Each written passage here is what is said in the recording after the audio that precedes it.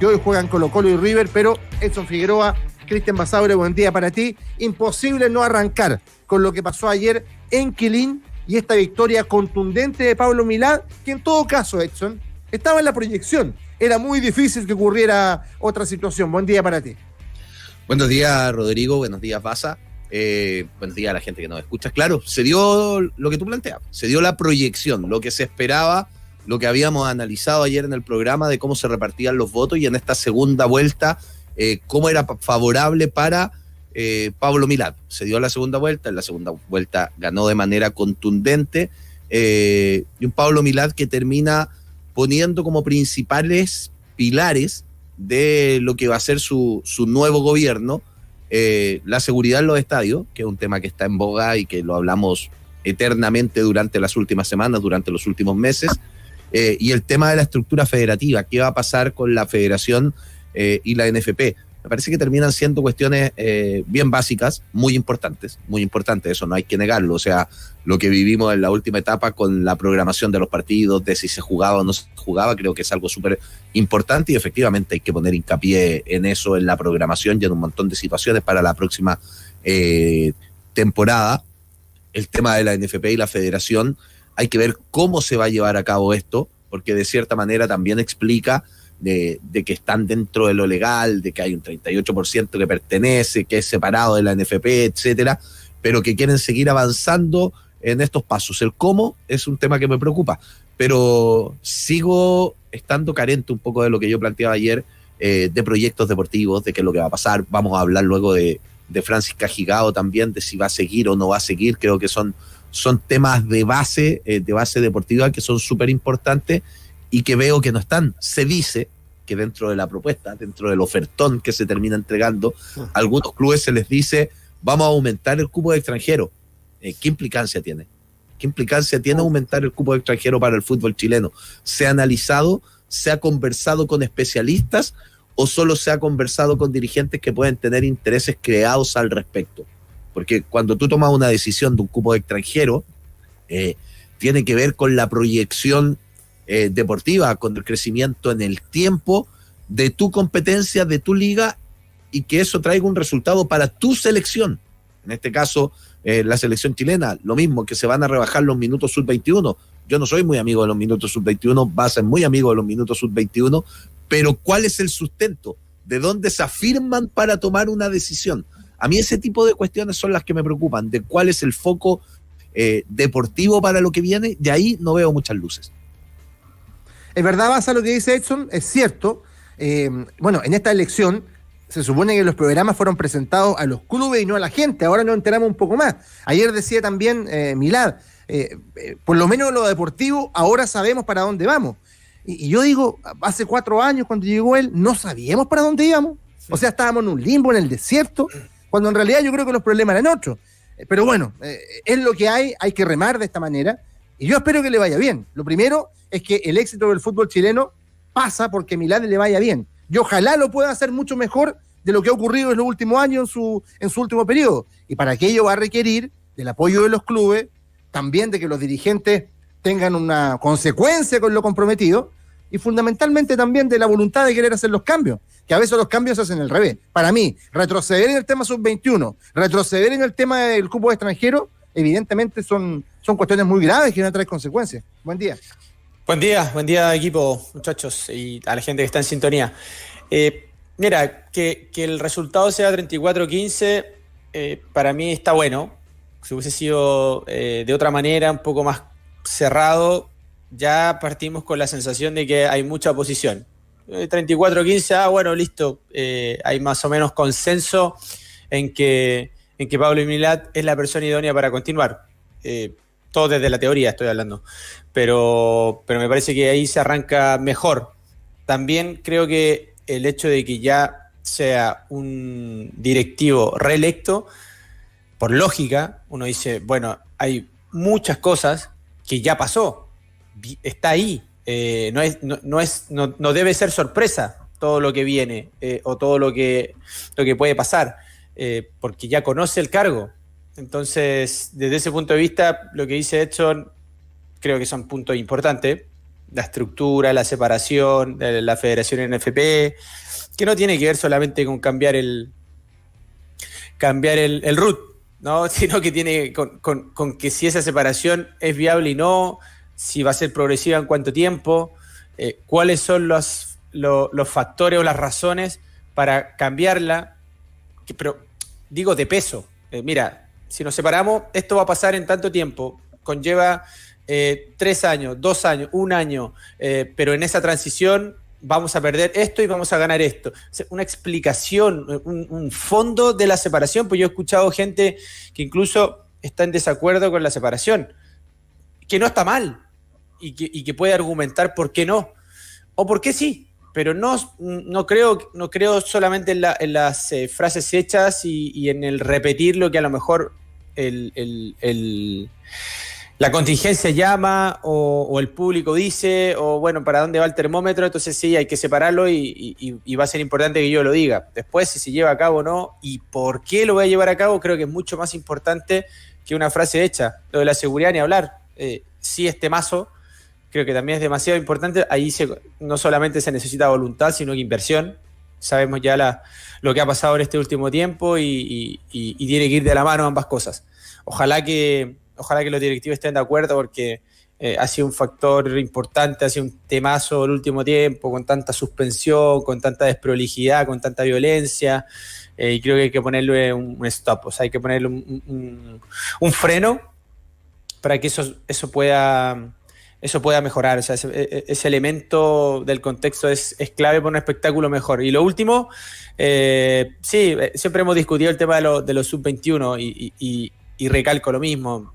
Cada uno buscará sus estadísticas de cuánto se ha vendido en el último tiempo, cuántos jugadores han salido y por qué, si está bueno o no que los jugadores sub-21 jueguen por obligación. Pero no sé, yo creo que siempre tiene grises esto.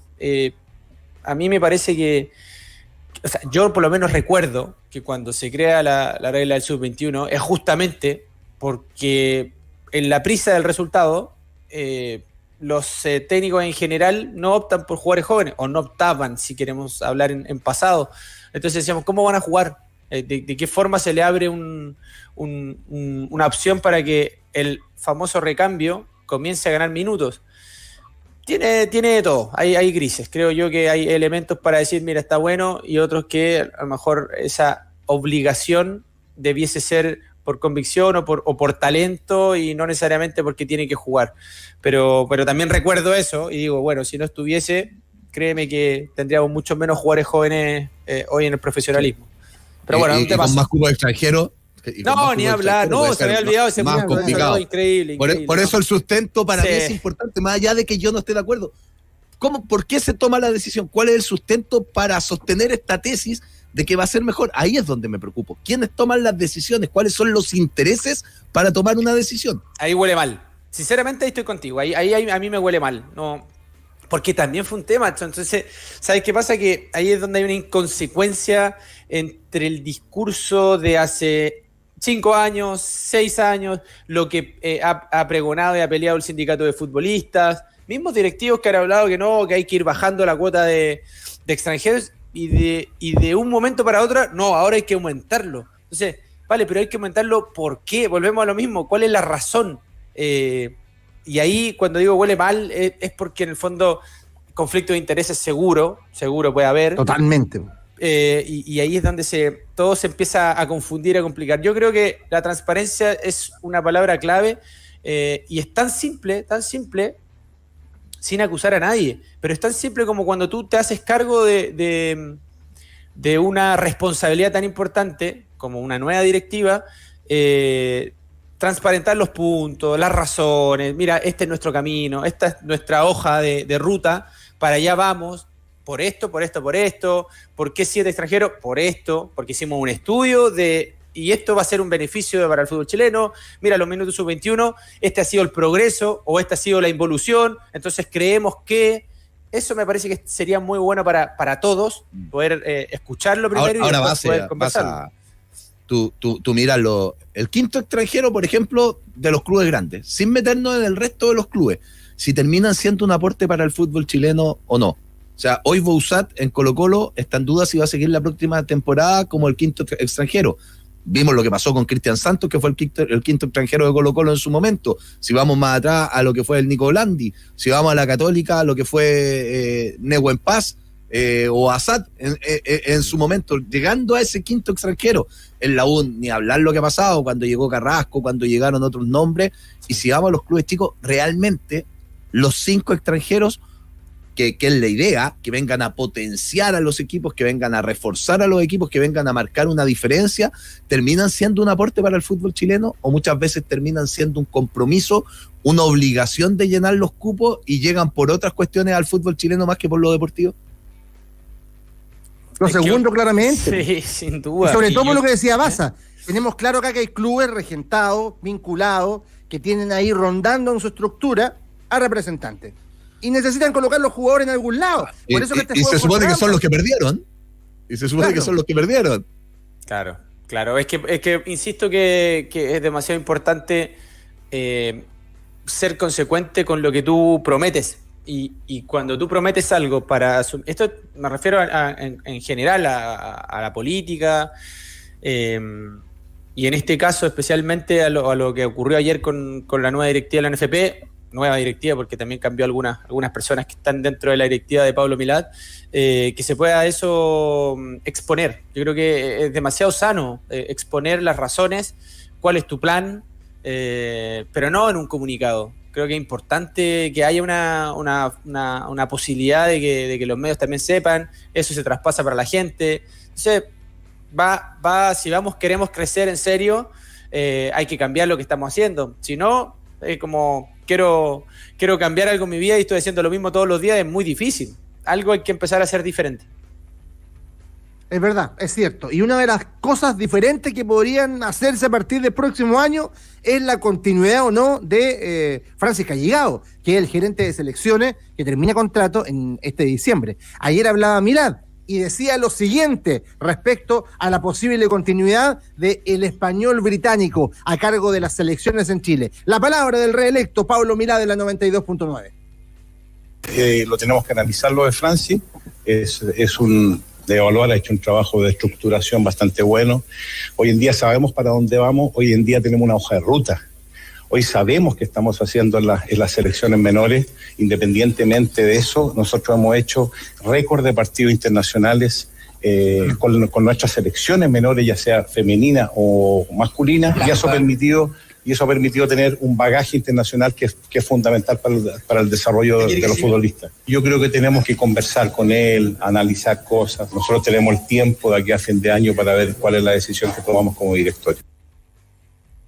Sí, amistosos, internacionales, categoría sub-20, sub-17, sí, claro, viaja harto la selección. Pero también lo hacía cuando estaba Caro Salá en los 90 y Pellegrini. También lo hizo en la época de Marcelo Bielsa. ¿Ese es el único factor que vamos a medir? ¿Por qué se dice que ahora hay hoja de ruta? Antes no la había. Antes no había en series menores, no había entrenadores a cargo. No fuimos a mundiales sub-17 y sub-20 sin estar Calligao. A mí, yo no quiero acá plantear o insinuar de que él no ha hecho nada. Yo creo que él ha trabajado y tiene competencia. Pero más o menos argumentar de que hoy día hay un norte porque llegó Calligao y ordenó la casa, no me la compro. Porque el fútbol no partió con Calligao, Baza. Mira, yo creo que a lo que se refiere Pablo Milad tiene que ver con un plan selección que existe y que se ha ido trabajando desde que llegó Calligao, que tiene que ver con sistema de juego, con sistema patrón, de cómo quiere jugar las selecciones menores, con los perfiles de esos futbolistas, que eso... No sé si existía o no, y si existía no estaba llevado a un PDF, no estaba llevado a un proyecto, digamos, concreto, a algo que tú pudieses, como dijo ahí tal cual Pablo Milad, una hoja de ruta. Sí, creo que siempre existió, o sea, cualquier entrenador, cualquier directivo, cualquier gerente deportivo, no sé, a cargo de un proyecto de selección debe tener una hoja de ruta. Ahora, si no estaba tan estructurado... y ahora sí, es por esto que te digo yo conozco a grandes rasgos ese plan, Me parece que está bueno, me parece que está bueno unificar, que fue un poco lo que siempre hablábamos, ¿no? Pero la sub-15 juega como quiere, la 17 juega como quiere, echaron a un entrenador y después cambian la forma, uno juega replegado, el otro juega juego de posesión, o sea, como intentar unificar una forma.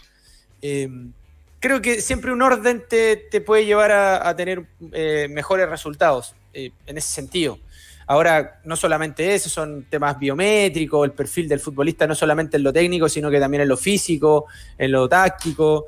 Yo la otra vez les comenté cuando estuve en el Congreso de Desarrollo del Fútbol que había un plan a 15 años que se llama Gen Fútbol. Ahora, entiendo que ese plan es de la federación, que no es de Cajigao, digamos. Pero son señales, buenas señales. Ahora, ¿cómo lo van a llevar a cabo dentro de esos 15 años? Porque lo que pregona este plan selección es que es un plan de selección, no es de una persona. Y eso también me parece bueno. Entonces, estoy contigo. Volvemos a lo mismo. Profundicemos las razones de por qué se tiene que quedar Cajigao o por qué se debería ir, que no es solamente los partidos amistosos. Creo que es muy, muy superfluo el elemento, el antecedente, la consideración como para decir esta persona debe continuar o no. Esto es un tema lo de Cajigao, porque a mí me pasa con estas figuras de directores deportivos, de gerente deportivo, gerente de selecciones, el nombre que tenga, muchas veces se pide inmediatez, que es un gran problema que tenemos en el fútbol chileno, que los resultados se tienen que ver inmediato y estos trabajos suelen ser de largo plazo. Y el hilo se suele cortar por lo más delgado y estas personas se despiden de inmediato. A mí lo que me preocupa, en este caso, y algo que siempre me ha preocupado en el fútbol chileno, de los proyectos selecciones que pasan muchas veces por la búsqueda, justamente por el biotipo, por un montón de cuestiones que las hemos escuchado un montón de veces, pero creo que también el fútbol chileno debe enfocarse en algo que es más importante, que tiene que ver con la competencia de las categorías del fútbol chileno. Categorías sub-15, sub-17, sub-21, como se llama hoy, las que están más abajo, de quiénes compiten, de cómo compiten, de cómo compiten, de cómo se lleva a cabo esa competencia, de cómo compiten luego las selecciones. Creo que hay un problema que no se ha sabido solucionar y que no he escuchado alguna idea al respecto, que es lo que pasa con los jugadores entre los 19 y los 22 años, cuando pasan un primer equipo y quedan a la deriva, quedan en el aire. Creo que esos temas también son importantes y no lo he visto en un proyecto. No lo he visto ni lo he escuchado. Si en la búsqueda, si en los focos en el norte, en el sur, estos centros de cazatalentos, etcétera. Pero estas otras cosas creo que es donde el fútbol chileno debe avanzar y no lo ha hecho. El otro día conversaba con alguien del fútbol joven y me decía, llama la atención cómo se valora tanto los partidos que están haciendo las selecciones. Lo que es verdad, me decía. Pero están volviendo casi todas las categorías goleadas y después se termina diciendo recuperaron o ganaron en experiencia.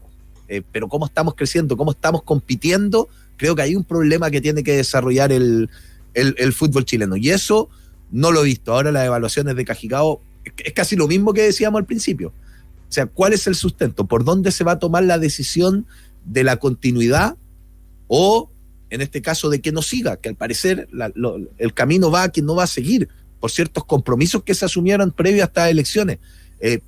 ¿Por qué se va a tomar la decisión? ¿Cuál es el sustento?